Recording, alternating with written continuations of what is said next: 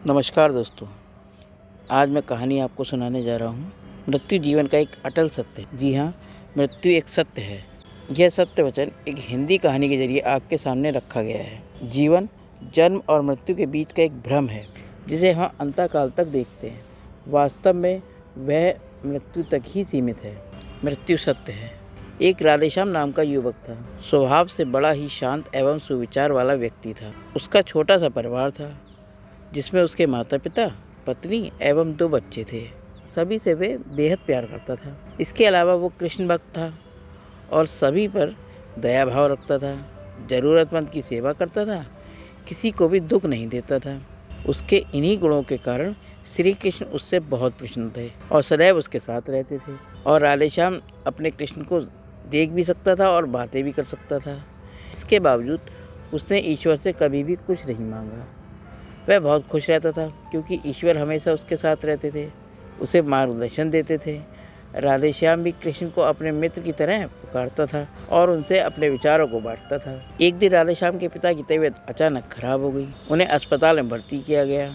उसने सभी डॉक्टरों के हाथ जोड़े और अपने पिता को बचाने की मिन्नतें की, लेकिन सभी ने उनसे कहा कि वो ज़्यादा उम्मीद नहीं दे सकते और सभी ने उसे भगवान पर भरोसा रखने को कहा। तभी राधेश्याम को कृष्ण का ख्याल आया और उसने कृष्ण को पुकारा। कृष्ण दौड़े चले आए। राधेश्याम ने कहा, मित्र, तुम तो भगवान हो, मेरे पिता को बचा लो। कृष्ण ने कहा, मित्र, ये मेरे हाथों में नहीं है। अगर मृत्यु का समय होगा तो होना तय है। इस पर राधेश्याम नाराज हो गया और कृष्ण से लड़ने लगा। गुस्से में उन्हें कोसने लगा। भगवान ने भी उसे बहुत समझाया पर उसने एक ना सुनी। तब भगवान कृष्ण ने उससे कहा, मित्र, मैं तुम्हारी मदद कर सकता हूँ, लेकिन इसके लिए तुम्हें एक कार्य करना होगा। राधेश्याम ने तुरंत पूछा, कैसा कार्य?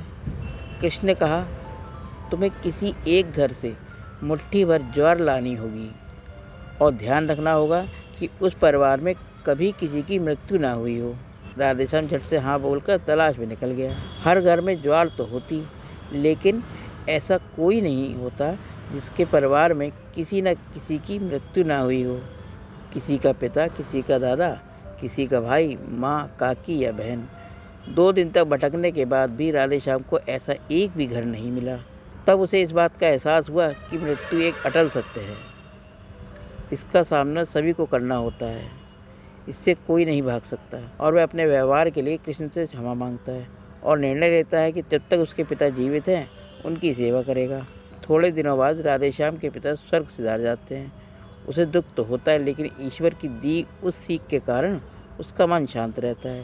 दोस्तों, इसी प्रकार हम सभी को इस सच को स्वीकार करना चाहिए कि मृत्यु एक अटल सत्य है। उसे नकारना मूर्खता है। दुख होता है, लेकिन उसमें फंस जाना गलत, क्योंकि केवल आप ही उस दुख से पीड़ित नहीं हैं, अपितु संपूर्ण मानव जाति उस दुख से रूबरू होती ही है।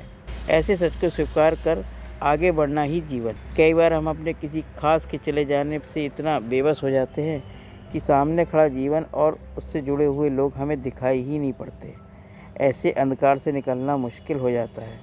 जो मनुष्य मृत्यु के सत्य को स्वीकार कर लेते हैं उसका जीवन भार विहीन हो जाता है और उसे कभी कोई कष्ट तोड़ नहीं सकता।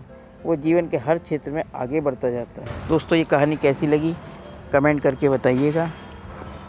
मिलते हैं फिर एक नई कहानी में। तब तक के लिए नमस्कार दोस्तों।